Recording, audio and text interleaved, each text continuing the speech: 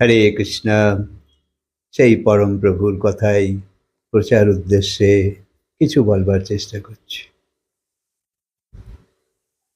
আমাদের পড়াশোনা, ভাবনা, বিচার, জীবন গঠন এসব তো আছেই, কিন্তু আরো একটা প্রশ্ন অনেকের মনে থাকে, সেইটা হলো ঈশ্বর সম্বন্ধীয় এবং সেই তার খোঁজ করা। যখন এই সৃষ্টি হয়েছে অথবা যখন থেকে এই সৃষ্টিতে ব্যক্তিত্বের অস্তিত্ব এসেছে, তখন থেকে আজ পর্যন্ত একই খোঁজা অনবরত হয়ে চলেছে। পরমাত্মা আছে না পরমাত্মা নেই এরকমও মনে হয়। পরমাত্মা আছে তো কি রূপে আছে? পরমাত্মা যদি না থাকে তো এই সৃষ্টির অস্তিত্ব কি করে চলছে, কি করে টিকে আছে? এই সৃষ্টির রচয়িতাকে, এর সঞ্চালককে? জগৎ তৈরি হয়েছে তো কি করে হয়েছে? মানুষ হয়েছে তো কি করে হয়েছে? অথবা মানুষ হয়েছে তো কে সৃষ্টি করলো? কবে সৃষ্টি হয়েছে? এই রকম নানা প্রশ্নের খোঁজ যুগ যুগ ধরে চলে আসছে। কারণ ভগবান কোনো ব্যক্তি বা বস্তু নয়, অথবা ভগবান কোনো কোথাও বসে এই সংসারকে চালনা করছে এমনও নয়। তাহলে কেউ দেখে ফেলতো, ধরে ফেলতো, চিনে ফেলতো। তাই ভগবানের খোঁজ কোটি কোটি বছর ধরে চলেই আসছে। কিন্তু পরমাত্মা তো কোনো উপস্থিতির নাম নয়, বরং ভগবান অনুপস্থিতির নাম, অর্থাৎ পরম অনুপস্থিতি, অ্যাবসলিউট অ্যাবসেন্স। তো যে সেই এরম অবস্থায় আছে, তো তাকে পাওয়া যাবে কি করে? তাই পরমাত্মাকে খোঁজার চেষ্টা ব্যর্থ হবে। ভগবানকে পেতে গেলে ভগবানকে জানতে হবে। যদি তুমি ভগবানকে জেনে যাও, তো তোমার আর ঈশ্বরের মধ্যে যে দূরত্ব এখন আছে সেটা আর থাকবে না। তাই পরমাত্মাকে পাবার দৌড় বন্ধ করো। কারণ ভগবান কোনো বস্তু নয়, কোনো ব্যক্তি নয়, কোনো স্থান নয়, বা কোনো বিচারধারাও নয়।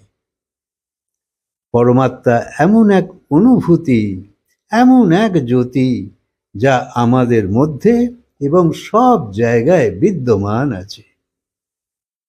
ভগবানকে পেতে গেলে ভগবানকে জানতে হবে। তাই ভগবানকে জেনে যখন যাবে, তখন হৃদয়েও পরমাত্মা আর বাইরেও পরমাত্মা, তখন বোধ হয়ে যাবে।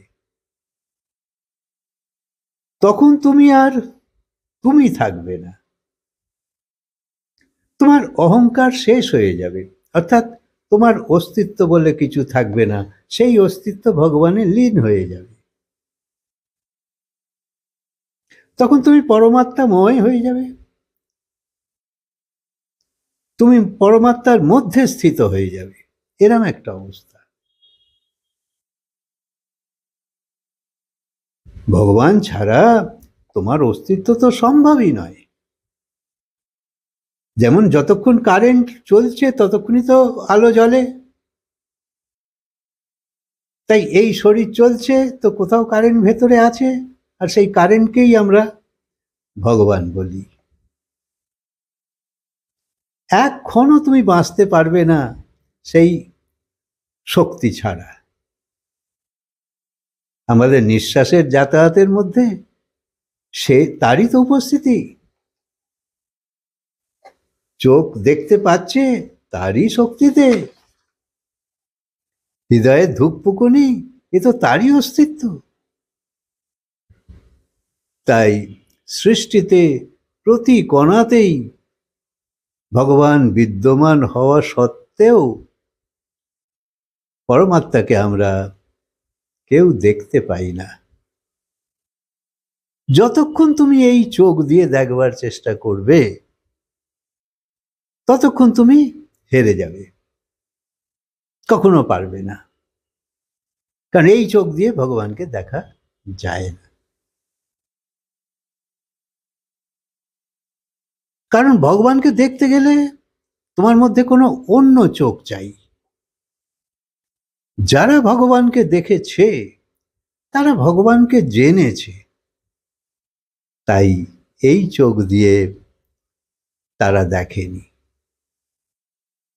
তাকে জানা বিশেষ প্রয়োজন। আর পরমাত্মাকে জানতে গেলে আগে নিজেকে জানতে হবে।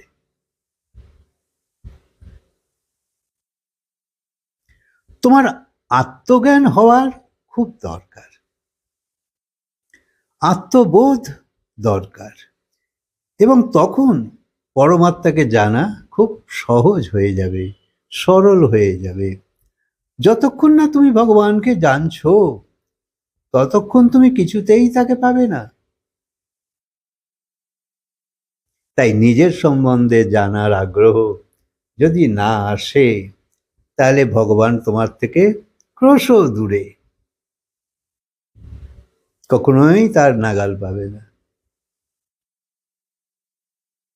যদি ভগবান কোথাও বসে থাকতো তাহলে তো তুমি তাকে পেয়েই যেতে। তো ভগবান সব জায়গায় আছে কিন্তু কোথাও দেখা যাচ্ছে না।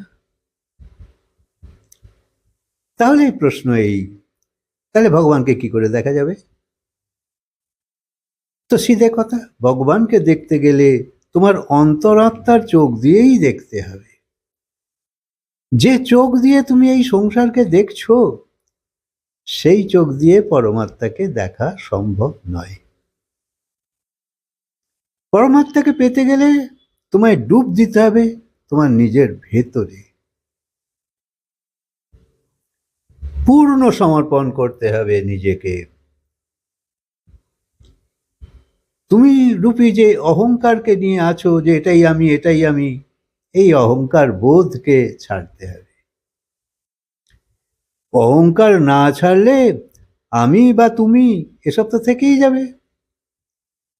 তাই আমরা আমি আমি কি একরকম, ভগবান ওটা আলাদা, এরম আমরা মানি।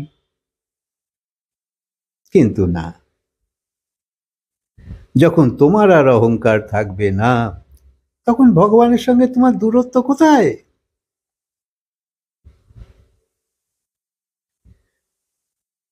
তখন সব দিকেই ভগবান নজরে আসবে, তুমি ভগবানময় হয়ে যাবে, তুমি ভগবানে লীন হয়ে যাবে। তখন তোমার নিজের অস্তিত্ব বলে আর কিছু থাকবে না।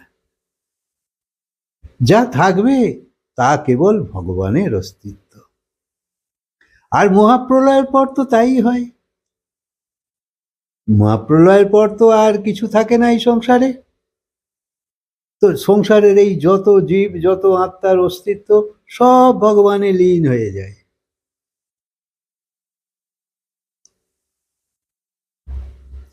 তাই নিজেকে ভুলে পরমাত্মার প্রতি পূর্ণ সমর্পণের ভাব আনতে হবে।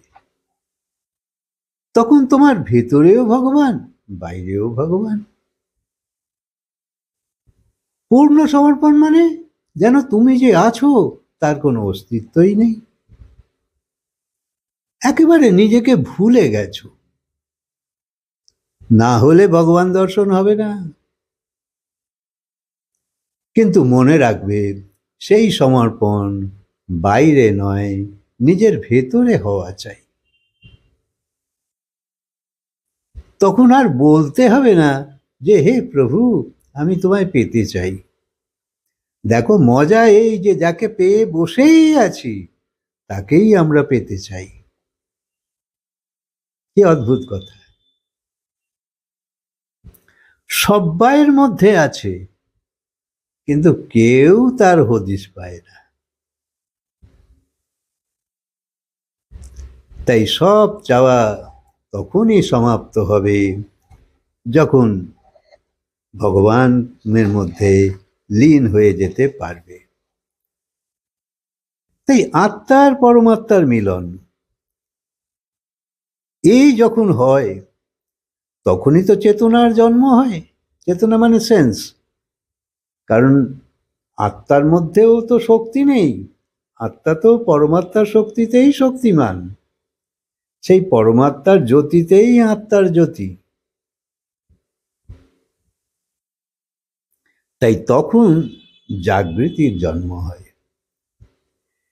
শরীর নিজের সীমায় এসে সমাপ্ত হয়ে যায় এক সময়, তখন শরীর থেকে এই আত্মা আলাদা হয়ে যায়। আর যখন আলাদা হয় তখনই শরীর সমাপ্ত হয়। তখন কিছু আওয়াজও হয় না, কোনো অনুভূতিও হয় না। মানে ধরো আলো জ্বলছিল, হঠাৎ নিভে গেল, তো তাতে তো আলোর কোনো আকারের পরিবর্তন হলো না,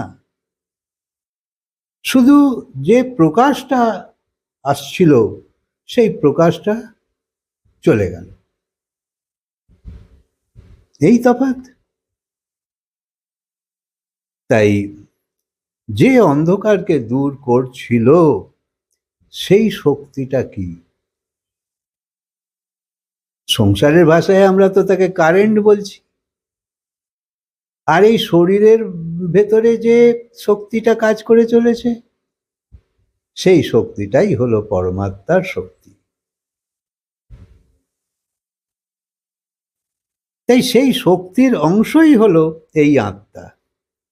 ভগবান বলেছে ঈশ্বর অংশ, জীব অবিনাশী। তাই এই জীব সেই ঈশ্বরেরই অংশ, আর এখানে ঈশ্বরের শক্তিই হলো শক্তি। আমরা তাকে শক্তি রূপে দেখি, কারণ তার তো কোনো রূপ আকার নেই।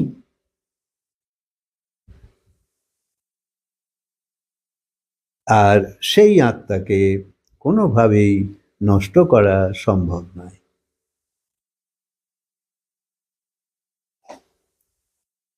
সংসারে এই নিয়ম যতক্ষণ থাকবে, যতদিন সংসার থাকবে, এই চর্চাও থাকবে, এই বিশ্বাসও থাকবে, এই আলোচনাও থাকবে।